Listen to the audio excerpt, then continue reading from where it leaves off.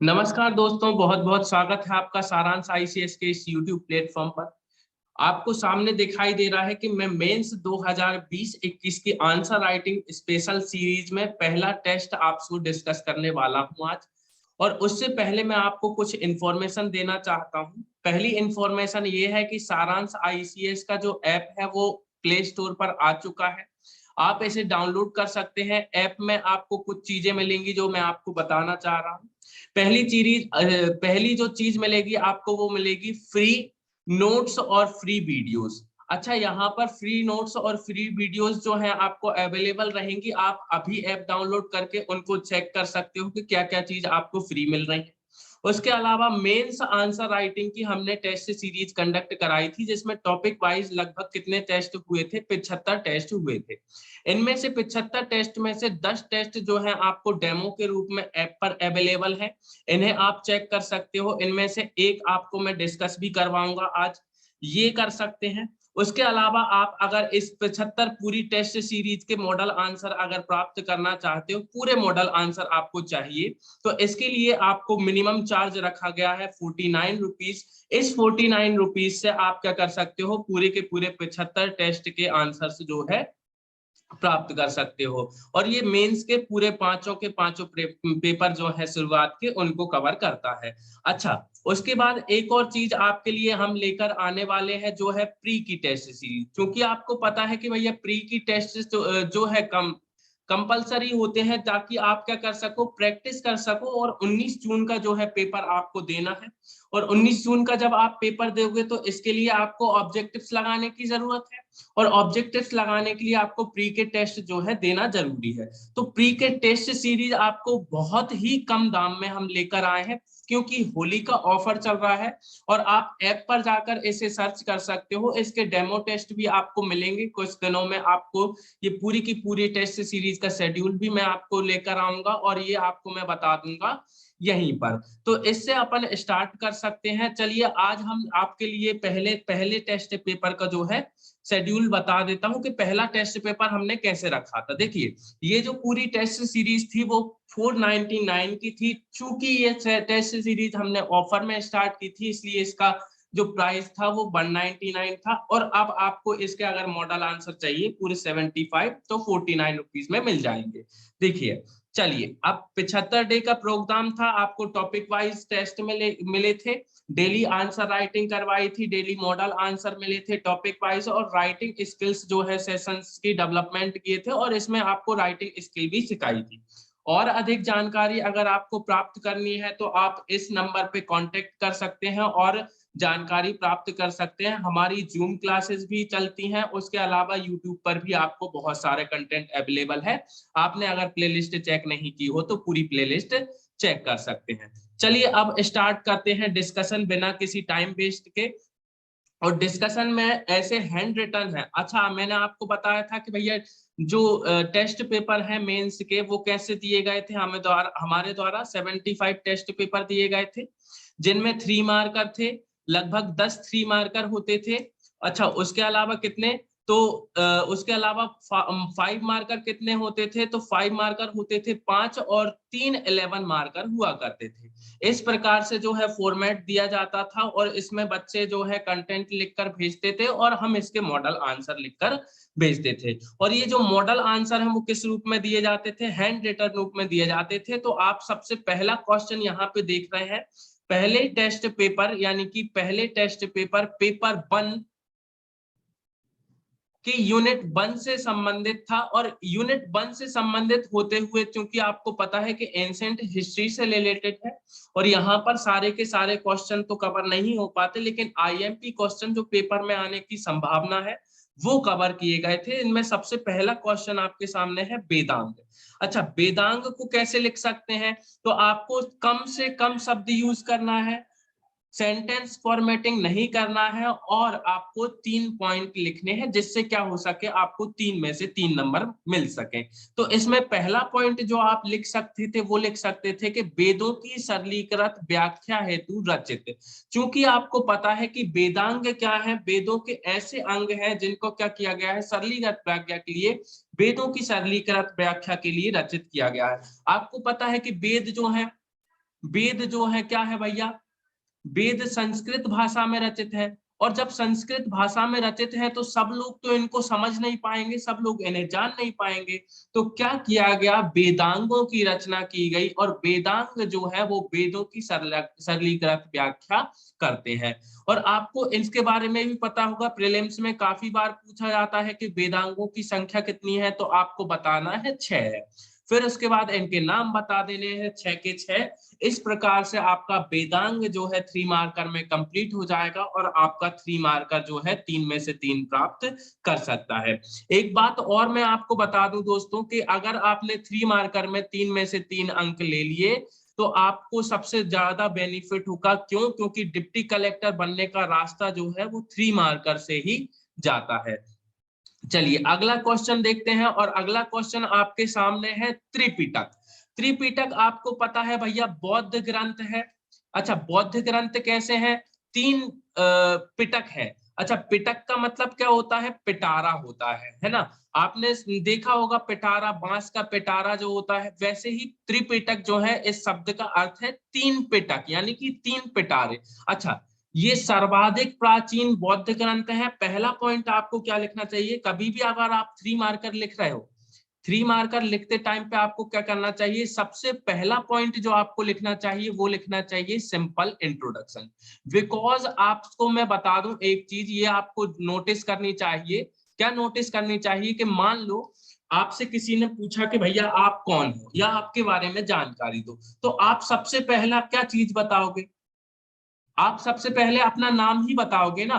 तो जैसे ही 3 मार्कर आपसे पूछा जाता है तो उसके बारे में थोड़ी सी इंफॉर्मेशन ली जा रही है। ऐसा नहीं कि सीधे आपसे पूछा आप कौन हो, तो आपने बताया मैंने ग्रेजुएशन इतने में ये कंप्लीट किया है, तो ये कोई इंट्रोडक्शन नहीं होता है।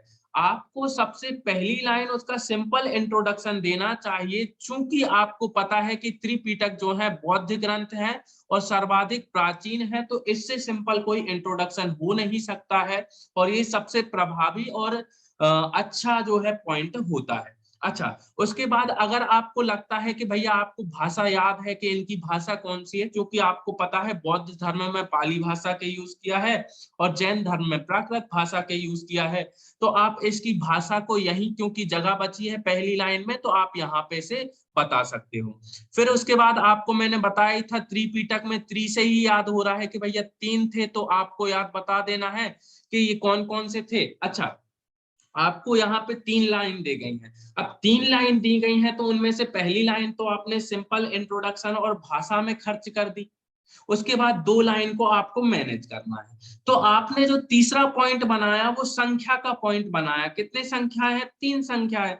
फिर उसके बाद क्या करना है भैया, आपको तीनों के बारे में बता देना है। तो शॉर्ट शॉर्ट में आपने बता दिया कि पहला जो है वो सुत्त पिटक है। सुत्त पिटक में क्या दे रखा है? बुद्ध की शिक्षाएं दे रखी हैं। और विनय पिटक में जो है बुद्ध संघ के नियम दे रखे हैं। उसके अलावा लास्ट बचता है अभिधम्म पिटक, जिसमें बौद्ध दर्शन के बारे में बताया गया है। इस प्रकार से आप 3 मार्कर अगर लिखेंगे तो आपको जो नंबर है वो 3 मार्कर के अकॉर्डिंग जो है 3 में से 3 मिलेंगे। अच्छा, एक बात और, कैसे समझते हैं? ऐसे समझते हैं कि अगर आपने 3 मार्कर में अच्छे अंक प्राप्त किए, चूंकि आपको मैं बता दूं 5 मार्कर अगर आप लिखो, 5 मार्कर आप लिखो, बेस्ट से बेस्ट 5 मार्कर लिखते हैं। चलो अगर आगे आप देखो कि बेस्ट से बेस्ट आइडियल 5 आंसर क्या हो सकता है, क्वेश्चंस भी आपको मिलेगा। तो आप अगर इसको लिखोगे बेस्ट से बेस्ट, तो आपको बेस्ट से बेस्ट नंबर कितने मिलेंगे? ज्यादा से ज्यादा 3.5 नंबर मिलेंगे ना। और आपको इसमें कितनी लाइनें लिखना है? लगभग 9 लाइनें लिखना है, और कंटेंट भी बहुत सारा लिखना है। ये सबसे बड़ी चुनौती है, और आपको नंबर कितने मिल रहे हैं? केवल 3.5। बट अगर आप मान लो 3 मार्कर लिखते हो, 3 मार्कर अगर आप लिखते हो, तो 3 मार्कर में आपको क्या पता चलेगा भैया, कि आपको 3 में से 3 अंक मिल सकते हैं, वो भी केवल और केवल 3 या 4 फैक्ट लिखने पर। तो फायदा किस में है आप लोगों का? फायदा आपका 3 मार्कर में ही है ना। और फायदा अगर 3 मार्कर में है, तो टोटल आपको पता है भैया कि 15 3 मार्कर जो हैं आपके फर्स्ट पार्ट से आते हैं, और 15 3 मार्कर जो है सेकंड पार्ट से आते हैं किसी भी पेपर में।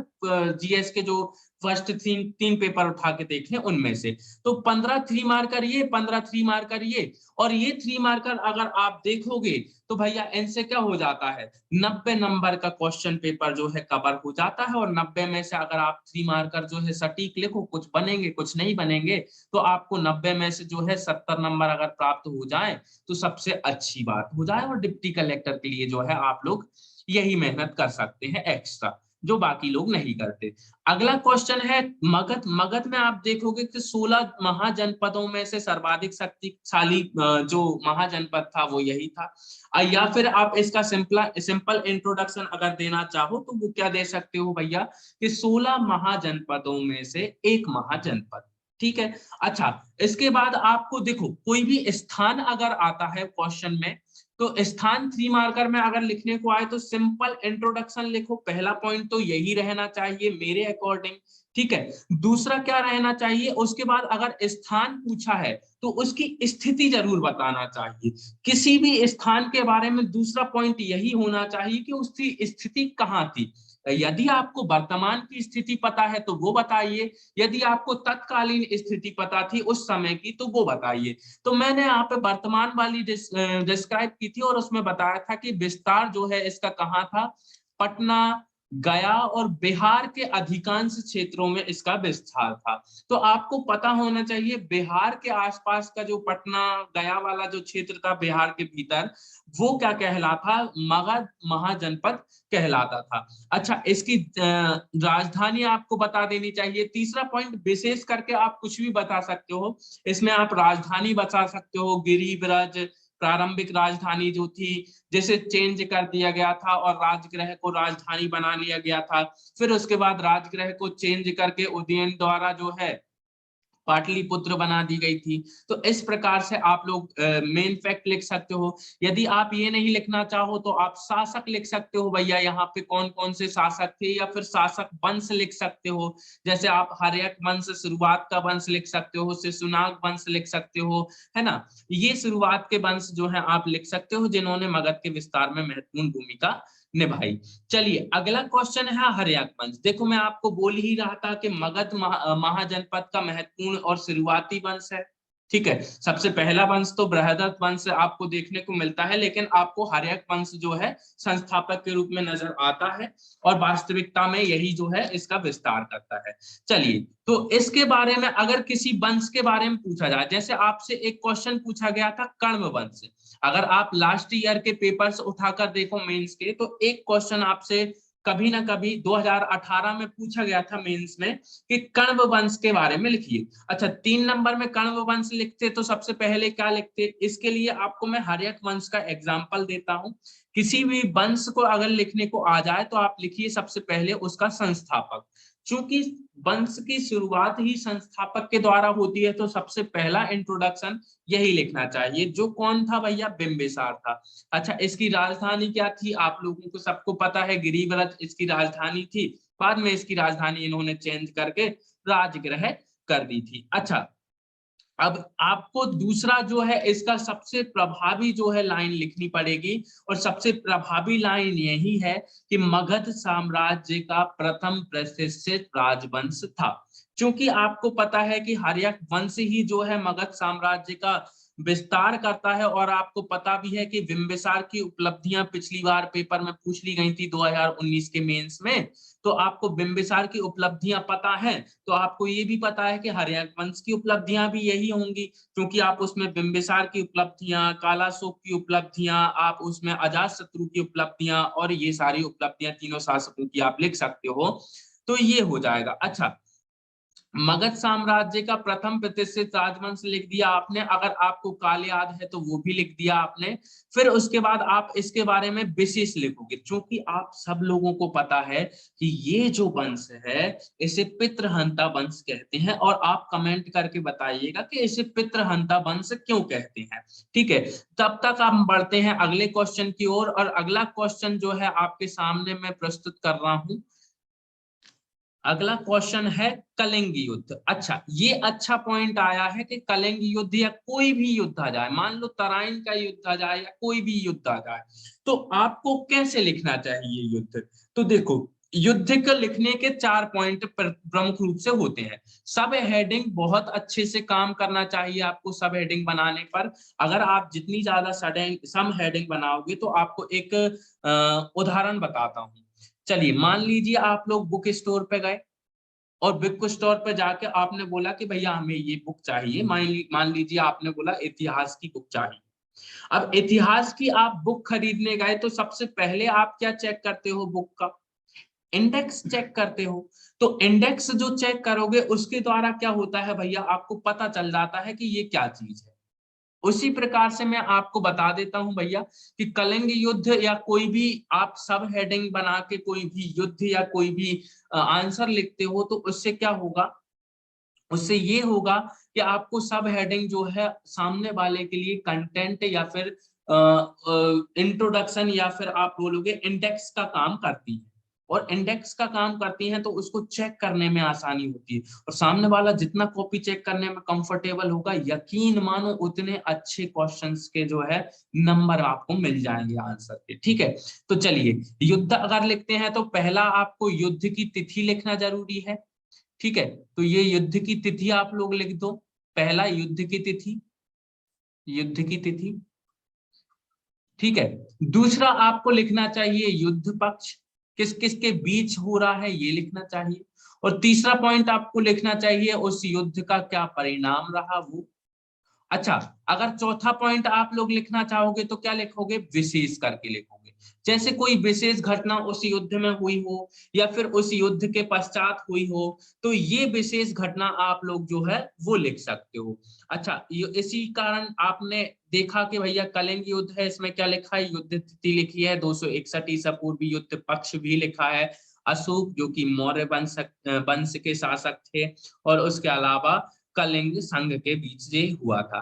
परिणाम क्या हुआ था? परिणाम आपको पता ही है, अशोक जो है विजय हो गया था। और ये घटना जो है प्रमुख घटना इसलिए है क्योंकि इसके जरिए क्या हो गया था, अशोक का हृदय परिवर्तन हो गया था। तो ये आपका जो है पॉइंट हो गया है एक, और आपको जो है पता चल गया है कि युद्ध कैसे लिखते हैं। चलिए अब आगे बढ़ते हैं, और आगे बढ़ते हुए हम अगला क्वेश्चन देखते हैं। अगला क्वेश्चन आपके सामने है, बोगज कोई अभिलेख। देखो अशोक के भी बहुत सारे अभिलेख हैं जो 3 मार्कर में पूछे जा सकते हैं, और यहाँ पर एक अभिलेख के माध्यम से आपको इसकी जानकारी मिल जाएगी। चलो इसका आंसर अगर आप लोग लिखते या मैं लिखता तो कैसे लिखता, जो मैंने आपको सामने लिखा भी है कि सर्वाधिक प्राचीन अभिलेख है। अगर अभिलेख के बारे में ये जानकारी आपको पता ना हो, सिंपल इंट्रोडक्शन वाली, जैसे मान लो आपसे पूछ लिया कि भैया मेहरौली लौह स्तंभ लेख, तो आप बता सकते हो भैया गुप्त काल से संबंधित अभिलेख है, ऐसा बता सकते हो। तो बोगज कोई अभिलेख के बारे में आप क्या बता सकते हो कि सर्वाधिक प्राचीन अभिलेख है, और आपको अगर डेट पता हो तो जरूर डालिए। प्राप्ति स्थल, अच्छा अभिलेख की प्राप्ति स्थल आपको डालना सबसे महत्वपूर्ण है। क्यों? क्योंकि प्राप्ति स्थल से जो है आपको पता चल जाएगा कि ये कहाँ से प्राप्त हुआ, और सामने वाला जो है आपके लिए ये जारी रखता है। उल्लेख, आपको पता ही है भैया, इंद्र मित्र वरुण नासत्य का यहाँ पे उल्लेख है। इसके आधार पर पता भी चलता है कि जो आर्य हैं वो कहाँ से आए हैं, और इसके आधार पर मध्य एशिया के निवासी भी उनको बोल दिया जाता है ना। बोगज कोई अभिलेख आपको इसलिए याद रखना होता है। अगला क्वेश्चन है 7वां, जिसमें आपको एक स्थल दे रखा है, जिस स्थल का नाम है राखी गढ़ी, और आपको पता है ये सिंधु घाटी सभ्यता का एक बड़ा स्थल है। तो आपको अगर ऐसा स्थल सिंधु घाटी सभ्यता से पूछ लिया जाता है 3 मार्कर में, तो आपको कंफ्यूजन नहीं होना चाहिए। आपको सबसे पहली लाइन इसका इंट्रोडक्शन लिखना चाहिए जो आपको सामने लिखा हुआ है। इंट्रोडक्शन क्या लिखा हुआ है कि सिंधु घाटी सभ्यता का विशालतम नगरों में से एक है। यदि उसका इंट्रोडक्शन ऐसा लिखोगे तो सामने वाले को पहले इंफॉर्मेशन पता चल जाएगी, जैसे आपके बारे में पूछेंगे तो नाम बताना है, ऐसी चीजें। ठीक है, अच्छा उसके बाद अवस्थिति भी पता चलती है आपको, क्योंकि आपको स्थान के बारे में शुरुआत में ही बता चुका हूं कि किसी भी स्थान को अगर पूछा जाए तो आप सबसे पहले उसकी अवस्थिति बताएंगे। फिर उसके बाद एक पॉइंट और लिख सकते हैं आप एक्स्ट्रा ऐड करके, नदी कहाँ है इसकी, मतलब किस नदी के किनारे स्थित है। और अगर आपको उत्खननकर्ता का नाम याद आता है तो वो जरूर लिख सकते हैं। क्योंकि आपको मेंस में इतना प्रेशर रहता है कि आपको ये जो फैक्ट आज सामने दिख रहे हैं ये सारे फैक्ट याद आए, ये कंपलसरी नहीं है, लेकिन जितने फैक्ट आए उसको अगर आपने जमा कर लिख दिया उससे आपका मेंस निकलने की संभावनाएं जो है बढ़ जाती हैं। फिर उसके बाद इसके साक्ष्य, अच्छा ये विशेष पॉइंट है, ये आपको लिखना कंपलसरी है। किसी भी सिंधु घाटी सभ्यता के स्थल के बारे में अगर पूछ लिया जाए तो आप लिखिएगा साक्ष्य। तो मात्र देवी अंकित लघु मुद्रा भी यहाँ से प्राप्त हुई है, ये सबसे इंपॉर्टेंट फैक्ट है इस बारे में, राखी गढ़ी के बारे में, जो आपको लिख देना चाहिए। ठीक है, चलिए अब उसके बाद अगला आपको क्वेश्चन दिखा देता हूं। अगला क्वेश्चन है कौन सा? अगला क्वेश्चन है वितस्ता का युद्ध। कौन सा युद्ध है? वितस्ता का युद्ध है। अच्छा इसे ध्यान से देखिएगा, मैंने आपको जो युद्ध का फॉर्मेट बना बताया था उसमें क्या बताए थे आपको? 4 चीजें बताई थी, है ना। 4 चीजें क्या बताई थी? आप सबसे पहले युद्ध तिथि लिखिए, यहाँ पे लिखी हुई है आपको पता है। फिर युद्ध पक्ष लिखिए, ये भी यहाँ पे लिखा हुआ है। फिर उसके बाद परिणाम जो है वो भी लिखा हुआ है। अच्छा उसके बाद इसका विशेष करके पॉइंट जो है इसको आप इंटरचेंज भी कर सकते हो यदि इसका कोई अन्य नाम हो तो। जैसे विशेषता का अन्य नाम क्या है भैया? हाइडेस पीच का युद्ध है, तो हाइडेस पीच का युद्ध है इसलिए इसको अन्य नाम से लिख दिया गया है। अब मुझे बताओ इस फॉर्मेटिंग में अगर आपको कोई 3 में से 3 नंबर दे तो कोई बेवकूफी होगा जो 3 में से 3 ना दे। आपको इसमें 3 में से 3 नंबर अवश्य मिल जाना चाहिए। चलिए अगला क्वेश्चन है शतपथ ब्राह्मण। आपको क्वेश्चन देखकर ही समझ में आ रहा है कि भैया इसका सिंपल इंट्रोडक्शन देना थोड़ा सा कठिन होगा, क्योंकि ब्राह्मण जो है वो क्या है? वेदों के बाद रचित ग्रंथ हैं, और ये जो है वेदों की ही व्याख्या करने के लिए ग्रंथ रचित की गए हैं। तो अब इसका सिंपल इंट्रोडक्शन कैसे देंगे? वेदों से संबंधित है, हर एक ब्राह्मण उपनिषद जो है वेदों से ही तो संबंधित है। तो आप पहला इंट्रोडक्शन यही देंगे किस वेद से संबंधित है। और आपको पता है ये यजुर्वेद के जो शुक्ल यजुर्वेद है, आपको पता है यजुर्वेद 2 है, सॉरी यजुर्वेद के 2 जो है खंड हैं, एक शुक्ल यजुर्वेद है और एक कृष्ण यजुर्वेद है। जो शुक्ल यजुर्वेद है उससे संबंधित जो ब्राह्मण ग्रंथ है उस ग्रंथ का नाम है शतपथ ब्राह्मण, है ना। उसके अलावा यजुर्वेद के कौन कौन से ब्राह्मण ग्रंथ हैं आप लोग कमेंट करके बताइएगा। शतपथ ब्राह्मण के बारे में आपने इतनी जानकारी दे दी। अच्छा ये सर्वाधिक प्रामाणिक है, इसमें सभी ब्राह्मण ग्रंथों में सबसे बड़ा ब्राह्मण बोला जाता है। इसमें क्यों बोला जाता है? क्यों? क्योंकि ये शतपथ, शतपथ मतलब 100 से ज्यादा अधिक श्लोकों का मतलब चैप्टर इसमें है, तो इसलिए इसको शतपथ ब्राह्मण बोलते हैं। अब इसकी इसमें क्या क्या जानकारी मिलती है तो आपको मैं बता दूं, यज्ञ संबंधी विधि विधानों की जानकारी मिलती है, विभिन्न राजाओं का उल्लेख मिलता है, और अगर आप और ज्यादा लिखना चाहो तो जल प्रलय की कथा के बारे में भी इसमें बताया गया है ना। और भी बहुत सारी कथाएं इसमें बताई गई हैं जो आप लिख सकते हो, जो विशेष करके या फिर जानकारी करके पॉइंट आपकी सब हेडिंग में आ जाना चाहिए। चलिए उसके बाद आगे बढ़ते हैं, तो लास्ट जो 3 मार्कर है वो है सिकंदर। देखो ऊपर जितने भी चीजें आई थी उनमें आप में सब में आपने देखा कि भैया आप जो है या तो किसी वंश के बारे में लिख रहे हो या किसी अभिलेख के बारे में, क्या या किसी स्थान के बारे में या किसी ग्रंथ के बारे में, किताब के बारे में, लेकिन आपने कभी शासक के बारे में क्वेश्चन नहीं पढ़ा अभी जो मैं आपको बताते आ रहा हूँ। तो यदि शासक के बारे में आपसे पूछा जाए तो सबसे पहला आपको जो जो पॉइंट लिखना चाहिए वो लिखना चाहिए मकदूनिया का शासक। देखो कोई भी शासक किसी भी क्षेत्र का या किसी भी वंश का शासक होता है, तो उस वंश का जानकारी दो आप, या फिर उस जैसे मान लीजिए आपने बिंबिसार के बारे में लिखा तो हर्यक वंश का संस्थापक या हर्यक वंश का महत्वपूर्ण शासक, ऐसा पॉइंट डाल सकते हो आप सबसे पहला पॉइंट। ठीक है, अच्छा इसके बारे में आपको गुरु पता है इसलिए यहाँ पे लिख दिया गया है, गुरु कौन है इनके? अरस्तु।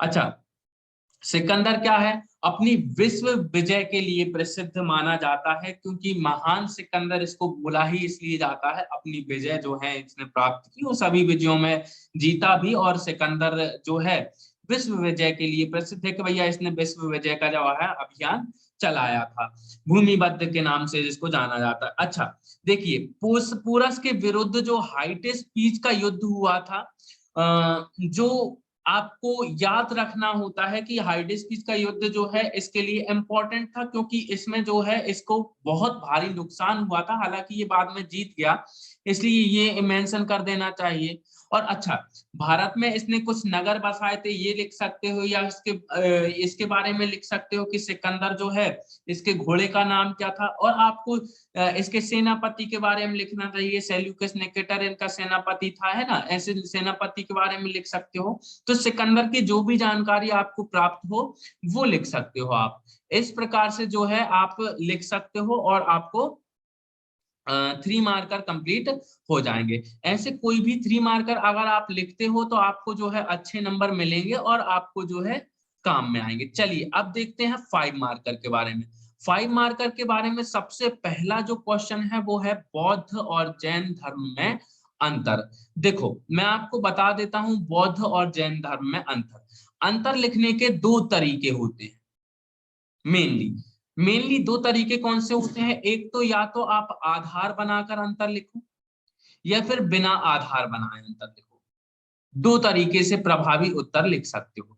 देखो जब आप आधार बनाकर लिखते हो तो ज्यादा प्रभाव पड़ता है। क्यों? क्योंकि मान लो मैं हूं और कोई और व्यक्ति है, अब दोनों लोगों में अगर अंतर करना चाहे तो बहुत सारे अंतर हैं। मेरी हाइट कम है, उसकी हाइट ज्यादा है, मेरा रंग काला है, उसका रंग गोरा है, इस प्रकार से काफी अंतर हो सकते हैं। लेकिन अंतर का आधार क्या है? रंग है, हाइट है। तो ये सारे क्या है? अंतर के आधार हैं। यदि आप अंतर करते समय अंतर के आधार बता देते हो तो इससे आपका आंसर जो है बहुत प्रभावी हो जाता है और आपको 5 में से जो है 3 नंबर या 3.5 नंबर आपको मिल सकते हैं। अच्छा, अगर आप आधार नहीं लिखोगे तो क्या होगा? आपका आधा नंबर कट जाएगा। क्यों? क्योंकि वो एक्सपेक्ट कर रहा है आपसे कि आप आधार लिखो, लेकिन समय की बचत अगर आपको करनी है तो आप आधार जो है ना लिख कर भी काम चला सकते हो। ऐसा नहीं है तो वो पूरा काट देगा, अंतर आपने लिखा है आपको नंबर देगा, अवश्य देगा नंबर। अच्छा, अब इसी प्रकार से बौद्ध और जैन धर्म में अगर अंतर लिखने को आ जाए तो आप क्या लिखोगे? वही भाषा को आधार बना के आपको मैंने बताया, जैन धर्म में प्राकृत भाषा होती है, बौद्ध धर्म में पाली भाषा होती है। अगर पूछा जाए साधना, तो आपको पता है जैन धर्म में कितनी कठोर तपस्या होती है ना। दिगंबर में तो बहुत ज्यादा कठिन तपस्या होती है ना, घोर तपस्या भी बोल सकते हैं। और इसमें केवल मध्यम मार्ग अपनाया गया है। अच्छा, इसमें अहिंसा के विचार को आधार बना सकते हैं, क्योंकि आपको पता है जैन धर्म अहिंसा पर अधिक बल देता है, जबकि बौद्ध धर्म जो है अपेक्षाकृत कम बल देता है। फिर उसके बाद धर्म का विस्तार अगर देखें तो जैन धर्म जो है केवल और केवल भारत में सीमित हुआ और भारत में ही इसका अधिक विस्तार हुआ। लेकिन आप देखते हो बौद्ध धर्म जो है आज देखो चाइना में, इंडोनेशिया में, मलेशिया में, थाईलैंड में, या फिर दक्षिण पूर्व एशिया जितना भी है आपको देखने को मिल रहा है, यहाँ पर जो है तो बौद्ध धर्म का बहुत ज्यादा प्रचार प्रसार हुआ, यानी कि विदेशों में बहुत ज्यादा हुआ। अब अगर मोक्ष देखोगे तो मोक्ष का स्वरूप अलग अलग बताया है। यहाँ पर जैन धर्म में मोक्ष को कैवल्य बोला है, बौद्ध धर्म में मोक्ष को जो है निर्वाण बोला गया है वही चीज, है ना। और आत्मा संबंधी विचार अगर देखें तो ये आत्मा को शाश्वत मानते हैं, यानी कि आत्मा अमर है, कभी मरती नहीं है। लेकिन बौद्ध धर्म में अगर आप पढ़ोगे तो महात्मा बुद्ध जो है विचारक के रूप में भी आपको दे रखे हैं, वहां पर पढ़ोगे कि आत्मा के अस्तित्व को जो है, शाश्वत अस्तित्व को नकारा है, नैरात्मवाद की परिकल्पना की है। कैसी परिकल्पना की है? नैरात्मवाद की परिकल्पना। आपको जब 4th पेपर हम लोग पढ़ाएंगे, आपको वीडियो लेक्चर अवेलेबल कराएंगे, तब बताएंगे कि नैरात्मवाद होता क्या है। बस यहाँ पे इतना जान लीजिए। अगला देखिए साधन। साधन बता सकते हो तो क्या साधन बता सकते हो? त्रिरत्नों को महत्व दिया गया है, अष्टांगिक मार्ग को महत्व दिया है इन्होंने, है ना। तो ऐसे, और संरक्षण या शासक बता सकते हो कि किन्होंने संरक्षण दिया। देखो आपको 9 लाइनें लिखने को आएंगी, आपने 8 पॉइंट जो है लिखे हैं, आपको 5 में से अगर नंबर वो 3 या 3.5 नंबर ना दे दे ऐसे क्वेश्चन में, तो फिर क्या मतलब, फिर लिखने का ही औचित्य ही खत्म हो जाएगा। इससे अच्छा आंसर कोई लिख सकता है? हाँ भैया बिल्कुल लिख सकता है, लेकिन ये प्रभावी उत्तर होता है और इस उत्तर के जो है आपको नंबर अच्छे मिलते हैं। चलिए अगले क्वेश्चन की तरफ बढ़ते हैं। और अगला क्वेश्चन आपके सामने है, मगध साम्राज्य के उत्कर्ष के कारण बताइए। देखो मगध साम्राज्य जो है उसके उत्कर्ष के कारण आपको सबको पता है, ये होंगे उत्कर्ष के कारण। लेकिन आप लोगों ने कभी सोचा है कि इनको सब हेडिंग में भी लिख सकते हैं? सब हेडिंग में भी लिख सकते हैं, और वो भी सब हेडिंग में लिखने के साथ साथ इनको जो है 9 लाइन में लिख सकते हैं। तो 9 लाइन में लिखने के लिए देखो, पहले आप सिंपल इंट्रोडक्शन दोगे। इंट्रोडक्शन बहुत जरूरी है, इससे पता चलता है कि आपको क्वेश्चन की समझ हो गई है और आप इसका उत्तर लिखने के काबिल हो। बिना इंट्रोडक्शन के मैं नहीं मानता कि उत्तर सही जा सकता है या फिर उत्तर उत्तर प्रभावी हो सकता है। तो अंगुत्तर निकाय में 16 महाजनपदों का सर्वाधिक शक्तिशाली महाजनपद मगध का उल्लेख है। उत्कर्ष के कारण निम्न थे, ऐसा करके आप हेडिंग डाल सकते हो। फिर उसके बाद राजनीतिक कारण लिख सकते हो आप, भौगोलिक कारण लिख सकते हो, आर्थिक कारण लिख सकते हो, सामाजिक कारण लिख सकते हो, सैन्य कारण लिख सकते हो, या फिर उद्योग और व्यापार लिख सकते हो। आपको देखने को मिल रहा है भैया 6 पॉइंट लिख दिए हैं, और अगर 6 पॉइंट लिख दिए हैं उसके बाद आपको अगर देखने को मिले कि भैया ये आंसर प्रभावी हो रहा है तो हो जाएगा भैया प्रभावी। उसके बाद अगला आंसर देखते हैं। तो अगला आंसर आपको देखने को मिलेगा सिंधु घाटी सभ्यता का नगर नियोजन। सामने देखने को, सामने देखोगे तो पता चलेगा भैया वीडियो में कि सिंधु घाटी सभ्यता का जो नगर नियोजन है उसका वर्णन करने के लिए आपको सबसे पहले उसका सिंपल सा इंट्रोडक्शन देना चाहिए। सिंपल इंट्रोडक्शन क्या है? भारत की प्राचीनतम ये सभ्यता है, कांस्य युगीन है ना, मात्र सत्तात्मक है, 2350 से 1750 है। ये इंट्रोडक्शन हो गया उसका। अच्छा, इसका नगर नियोजन जो है क्या है? तो आप इसके लिए सब हेडिंग्स बनाओगे। सब हेडिंग्स क्या बनाओगे? शहर का विभाजन किया गया, पश्चिमी टीला और पूर्वी टीला में विभक्त किया गया। पश्चिमी टीले में प्रशासक वर्ग रहते थे, पूर्वी टीले में सामान्य नागरिक रहते थे।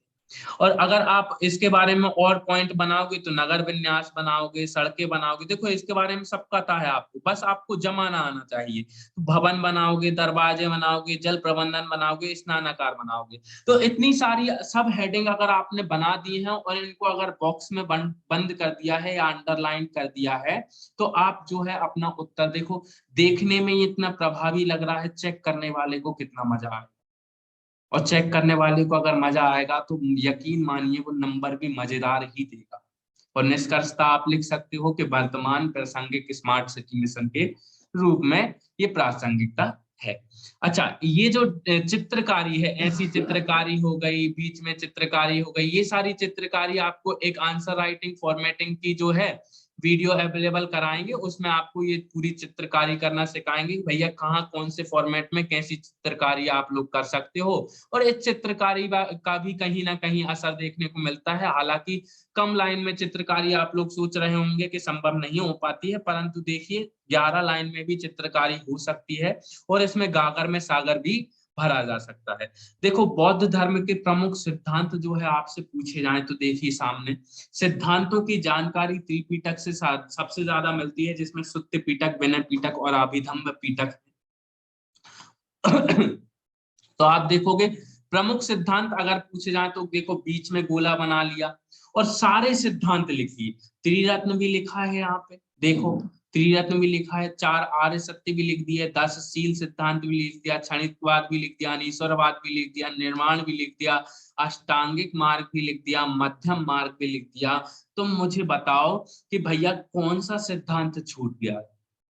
आपको पूरी डिटेल में सिद्धांत तो बताने नहीं थे, आपको केवल उनकी जानकारी देनी थी सामान्य सी, और 5 नंबर में इतना ही दे पाते हैं।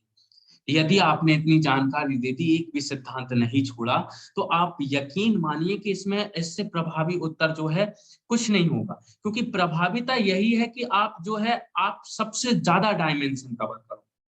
अगर आपने डायमेंशन ज्यादा कवर किए हैं तो आप यकीन मानिए उसको ज्यादा नंबर देने में कोई कठिनाई नहीं होगी। डायमेंशन जितने ज्यादा उतना ही ज्यादा आपको नंबर मिलेंगे। चलिए अगला क्वेश्चन है बौद्ध जैन धर्म की प्रासंगिकता। अच्छा, जैन धर्म की प्रासंगिकता अगर आपसे पूछी जाए तो वही इंट्रोडक्शन सिंपल सा। देखो ये पुराने फॉर्मेट में लिखे गए हैं। पुराने फॉर्मेट इन द सेंस यहाँ पर जितने भी 5 मार्कर है इनमें आपको देखने को मिलेगा ये 5 मार्कर है। 5 मार्कर में आपको देखने को क्या मिलेगा? 5 मार्क में आपको देखने को मिलेगा 11 लाइन। लेकिन अब क्या हुआ है, अब जो आयोग ने फॉर्मेट दिया है उसमें कितनी लाइंस कर दी हैं? 9 लाइंस कर दी हैं। तो आप क्या कीजिए, इसमें निष्कर्ष जो है उसे हटा सकते हैं या एक पॉइंट कम कर सकते हैं। इस प्रकार से आप जो है पेज को मैनेज कर सकते हैं। बाकी लिखना वही है। जैसे जैन धर्म भारतीय सभ्यता और संस्कृति को अपनी सिद्धांतों और शिक्षा के माध्यम से प्रभावित करता रहा है और किया भी है, और इसकी प्रासंगिकता के लिए ये वाला जो चित्र है आपके लिए चित्रकारी के रूप में इम्पोर्टेंट हो जाता है। इसमें आप देखोगे कि अहिंसा के सिद्धांत की जो वर्तमान में अवधारणा है वो सतत विकास के लक्ष्य को आधार बनाती है ना, उसका आधार निर्माण करती है। फिर रहस्यवाद का सिद्धांत सहिष्णुता को बढ़ावा देता है, कर्म और पुनर्जन्म जैसा बनोगे वैसा फल भोगोगे वैसा बताते हैं। अपरिग्रह का सिद्धांत आर्थिक समानता को बढ़ावा देता है, आपके क्या बोलते हैं संविधान में भी वर्णन है इसका। भौतिकवादी जीवन में सादा जीवन और सरल जीवन की प्रेरणा देता है आपको। विश्व बंधुत्व की भावना देता है, परोपकार की भावना, करुणा की भावना, त्याग आदि के गुण। इस प्रकार जैन धर्म जो है समता मूलक समाज का पुरजोर समर्थन करता है, यही इसकी प्रासंगिकता है। और ये जो इम्पोर्टेंस है इस क्वेश्चन का वो 2 पेपरों में है। एक तो आपके हिस्ट्री के पेपर में भी है, पेपर 1 के यूनिट 1 में, और दूसरा आपके पेपर 4 में। पेपर 4 में जो यूनिट 1 दे रखी है दार्शनिक, उस दार्शनिकों में भी इसका महत्वपूर्ण योगदान है भैया। इसलिए इस क्वेश्चन को आप लोग जो है नोट डाउन भी कर सकते हो, और नोट डाउन करना नहीं हो तो आपको पीडीएफ अगर चाहिए तो इसके लिए आप लोग जो है हमारे सारांश आईसीएस के ऐप को डाउनलोड कर सकते हैं। वहां पे आपको शुरुआत के 10 टेस्ट पेपर जो हैं उनका फ्री मॉडल आंसर भी अवेलेबल है। चलिए, उसके बाद आपको 11 मार्कर का एक फॉर्मेट बता देता हूं, बाकी के फॉर्मेट आप लोग खुद से समझ जाएंगे। तो पहला फॉर्मेट जो है 6ठी शताब्दी ईसा पूर्व में हुए महत्वपूर्ण परिवर्तनों के बारे में है। ये अच्छा क्वेश्चन है, पूछा जा सकता है पेपर में। तो देखिए 6th सेंचुरी ईसा पूर्व, ठीक है, बीसी, इसमें क्या हुआ था, कई परिवर्तन हुए थे। महाजनपदों में परिवर्तन हुए थे, जनपद जो है महाजनपद में परिवर्तन हुए थे, है ना, और धार्मिक परिवर्तन आए थे, आर्थिक परिवर्तन आए थे, और कुछ सामाजिक परिवर्तन भी विशेषता लक्षित किए गए थे। तो ये सारे के सारे परिवर्तन जो है आपको देखने को मिले थे, और 6वीं शताब्दी ईसा पूर्व में जो परिवर्तन हुए थे उनके बारे में आपसे अगर क्वेश्चन पूछा जाए तो इस टाइप का आप फॉर्मेट यूज कर सकते हो। अच्छा, इसमें एक प्रभावी फॉर्मेट में आपको बता देता हूँ 11 मार्कर में। हालांकि आपको जो आंसर राइटिंग की एक वीडियो प्रोवाइड करेंगे उसमें सारा पता चल जाएगा, बट मैं आपको बता देता हूँ। देखो 11 मार्कर को लिखने का जो फॉर्मेट मैं यूज करता हूँ या आपको यूज करना चाहिए, सबसे पहले उसका इंट्रोडक्शन देना चाहिए। इंट्रोडक्शन देना चाहिए 3 से 4 लाइन में। अच्छा, इंट्रोडक्शन कितने टाइप के होते हैं? 2 टाइप के होते हैं। एक होता है फैक्चुअल इंट्रोडक्शन, जिसमें आप फैक्ट दोगे और उसके साथ साथ थोड़ा लाइंस भी लिखोगे। एक होता है कॉन्सेप्चुअल इंट्रोडक्शन, जिसमें आप लोग क्या करते हो भैया, परिभाषा या फिर उसका कुछ बेस बनाते हो, उसके बाद उसका इंट्रोडक्शन देते हो। तो ये 2 टाइप के आप इंट्रोडक्शन दे सकते हो। अच्छा, इन दोनों का मिक्सअप रूप जो है वो इंट्रोडक्शन भी दे सकते हो। कैसे दे सकते हो? 3 लाइंस में पहले आपने क्या किया भैया, परिभाषा दे दी, यानी कि कॉन्सेप्चुअल इंट्रोडक्शन दे दिया। उसके बाद आप क्या करो, पैराग्राफ चेंज करो। पैराग्राफ चेंज करने के बाद आप क्या करो भैया, पैराग्राफ चेंज करने के बाद 2 लाइन में या 2.5 लाइन में एक और इंट्रोडक्शन दो, 2 लाइन में, जिसमें कुछ फैक्ट जो है आप अवेलेबल कराओ कि भैया ये फैक्ट इससे संबंधित है। तो आपने इस प्रकार से 11 मार्कर में इंट्रोडक्शन दिया। उसके बाद जो पूछा गया है, क्या पूछा गया है, जैसे इस क्वेश्चन में क्या पूछा गया है, महत्वपूर्ण परिवर्तन। तो आप क्या लिखोगे भैया, हेडिंग डाल के महत्वपूर्ण परिवर्तन लिखो। महत्वपूर्ण परिवर्तन हेडिंग डाल दिया आपने। क्या डाल दी हेडिंग? महत्वपूर्ण परिवर्तन।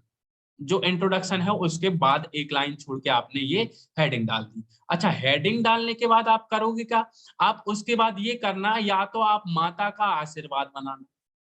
आप जान नहीं रहे होंगे माता का आशीर्वाद क्या होता है, लेकिन माता का आशीर्वाद जो है बहुत इंपॉर्टेंट होता है। इसके बारे में आपको बता देता हूँ। देखो, महत्वपूर्ण परिवर्तन लिखे, उसके बाद ऐसा वाला जो है आप लोग जो फॉर्मेट बनाते हो जिसमें आपको ये कंटेंट के लिए सब हेडिंग्स बनाना रहती हैं, ये कहलाता है माता का आशीर्वाद।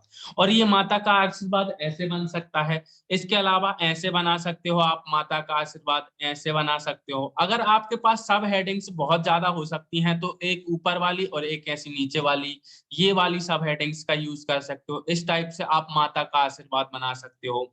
और अगर फिर भी आपको ये सब पसंद नहीं आए तो आप एक क्या कर सकते हो, यहाँ पे मान लीजिए पूरा का पूरा पेज है, ये पूरा का पूरा पेज है, ये एक पूरा का पूरा पेज है 24 लाइन का। इसमें आप क्या कर सकते हो भैया, यहाँ पे आपने इंट्रोडक्शन दे दिया भैया, पूरा का पूरा इंट्रोडक्शन दे दिया यहाँ पे।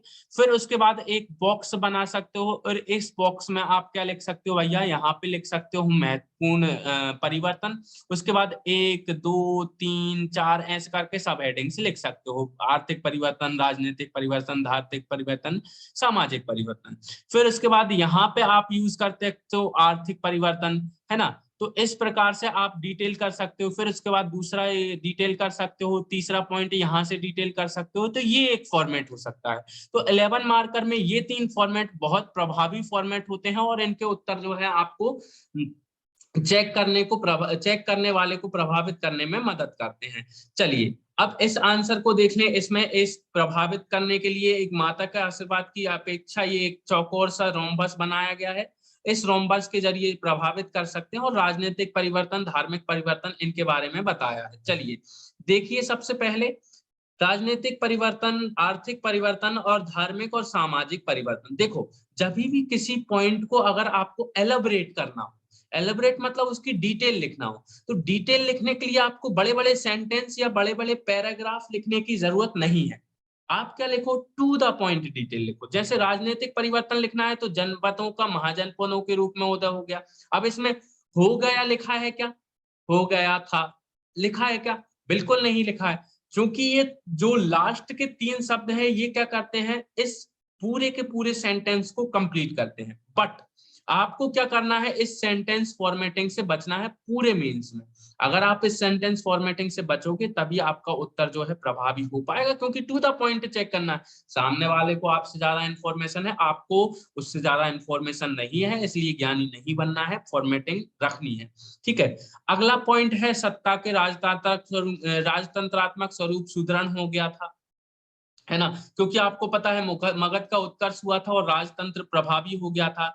स्थायी और बृहद सशस्त्र सेना का विकास हो गया था लोहे की खोज के साथ साथ। गणतंत्रों का भी उदय हुआ था। जैसे आप देखोगे बज्जी में वैशाली आ गया था, लिच्छवी आ गया था, मल्ल हो गया था, विदेह हो गया, मौर्य हो गया। ये सारे के सारे जो है गणतंत्रों का उदय हुआ। उसके अलावा अब अगर देखो तो द्वितीय नगरीकरण भी जो है आपको देखने को मिलेगा, बड़े बड़े नगरों का विकास हो गया। ये आपने राजनीतिक परिवर्तन एलोबरेट कर दिया। अब इसमें आप कहीं भी देखोगे तो आपको देखने को मिल रहा है कि यहाँ पे कि भैया सेंटेंस फॉर्मेट हुआ है, कहीं भी नहीं हुआ है, लेकिन आपको पूरे पॉइंट पता चल रहा है ना, ये परिवर्तन हुआ था। यही कहलाती है फॉर्मेटिंग और इसी को आपको सीखना रहता है। जब आप अपने नोट्स खुद के हाथ से बनाते हो तो आपको ये फॉर्मेटिंग आती है। ये चित्रकारी तो कोई प्रभावी चीज नहीं है, ये चित्रकारी आपको सिखा दी जाएगी, इसमें आप ज्यादा लोड मत लीजिएगा। कुछ दिनों बाद आपका एक सेशन रहेगा जिस सेशन में आपको जो है चित्रकारी करना भी सिखाई देंगे। चलिए आर्थिक परिवर्तन लिखें तो कृषि, लोहे का देखो आर्थिक में उद्योग, कृषि, व्यापार वाणिज्य, मुद्रा, इन सब के बारे में डिस्कस किया जाता है हमेशा। ठीक है, तो आप देखोगे कृषि में लोहे के उपकरणों का प्रयोग हुआ, लोहे के उपकरणों का प्रयोग हुआ, है ना। रोपण कृषि पद्धति का विकास हुआ, अधिशेष उत्पादन होने लगा। उद्योग में देखोगे तो शिल्पी श्रेणियों का गठन किया गया जिन्हें आप लोग सार्थवाह बोलते हो। ठीक है, माप तोल प्रणाली का विकास हुआ, मूल्य निर्धारण व्यवस्था का भी प्रारंभ हुआ। और अगर आप देखो व्यापार और वाणिज्य में तो पणि नामक अधिकारी, आपसे प्रीलिम्स में भी क्वेश्चन पूछा गया था 2019 के में कि पणि नामक व्यापारी क्या होते हैं। पणि शब्द किसको इंगित करता है, तो व्यापारियों को इंगित करता है, आपको पता ही था। लंबी दूरी का व्यवसाय होने लगा, क्यों? क्योंकि बैलगाड़ी होने लगी भैया और बड़ी बड़ी गाड़ियां बनने लगी, तो इससे लंबी दूरी का व्यवसाय होने लगा।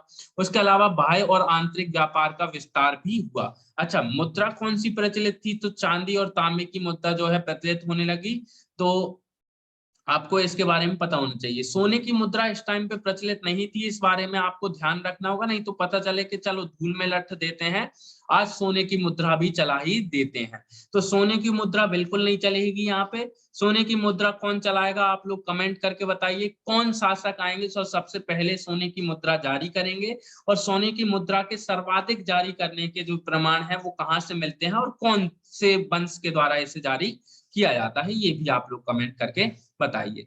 चलिए अब सामाजिक परिवर्तन देखते हैं। तो सामाजिक परिवर्तन में आपको पता है वर्ण व्यवस्था का प्रचलन पहले से ही था, लेकिन जाति व्यवस्था के जो है स्पष्ट लक्षण देखने को मिलने लगे थे। ठीक है, स्त्रियों की दशा में हमेशा गिरावट आएगी, मध्यकाल का आते आते स्त्रियां जो हैं उपभोग की वस्तु तक बन जाएंगी, तो इस प्रकार से गिरावट आती जाएगी। अस्पृश्यता का प्रचलन बढ़ने लगेगा, दासों की स्थिति बहुत ही दयनीय हो जाएगी। पहले इनसे जो है घर के कार्य कराए जाते थे, कृषि के कार्य भी कराने लगे हैं, बहुत सारे काम कराने लगे हैं, तो बहुत ही दयनीय स्थिति हो गई है। धार्मिक परिवर्तन देखोगे तो धार्मिक आंदोलनों की शुरुआत हो जाती है, आश्रम व्यवस्था का स्पष्ट लक्षण देखने को मिल जाता है।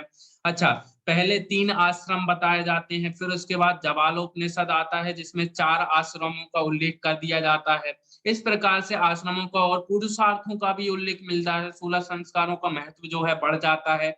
इस प्रकार से परिवर्तन होता है। अच्छा, इसके बाद एक प्रभावी आपको क्या लिखना है भैया, प्रभावी आपको निष्कर्ष लिखना है। निष्कर्ष आपके एंडिंग होती है किस आंसर की, और ये 11 मार्कर में लिखना सबसे ज्यादा जरूरी होता है, क्योंकि ये आपके आंसर की पुष्टि करता है कि आपने सही लिखा है आंसर। तो कैसे बोलोगे भैया कि उक्त परिवर्तनों ने भारतीय सभ्यता के विकास का के क्रम में अमिट छाप छोड़ी। कैसे, क्योंकि उस टाइम पे जो 16 संस्कार प्रचलित हुए, आज भी आप लोग देखते हो, पुरुषार्थों का और आश्रम का जो महत्व है आज भी आप लोग देखते हो, धार्मिक आंदोलन जो है उनके बिहाफ पे आप देखते हो कि बौद्ध और जैन धर्म आज भी प्रचलित हैं। तो ऐसी अमिट छाप छोड़ी, और यहाँ पे अगर आप सुधार करना चाहो तो भारतीय सभ्यता के साथ साथ संस्कृति का विकास भी आप लोग देख सकते हो। तो भारतीय सभ्यता और संस्कृति के विकास के क्रम में जो है अमिट छाप इन परिवर्तनों ने छोड़ी, और इस प्रकार से जो है 11 मार्कर आपका कंप्लीट हो जाता है। और यहीं पर आज हम आज के सेशन का जो है एंड करते हैं। यदि आपको इस सेशन की पीडीएफ चाहिए, या फिर 75 टेस्ट जो हैं उनकी उनकी आपको चाहिए, पूरे 75 टेस्ट हैं उनकी आंसर शीट चाहिए, तो आपको जो है सारांश आईसीएस का ऐप डाउनलोड करना पड़ेगा।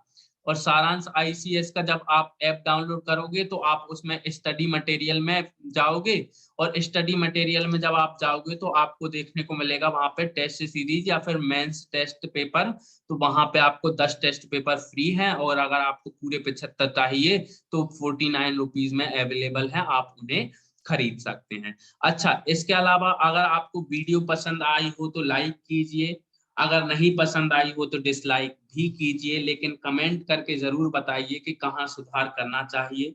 और अगर आपको आंसर्स पसंद आए हैं तो इनकी पीडीएफ आप लोग ले सकते हैं। Thank you, have a nice day.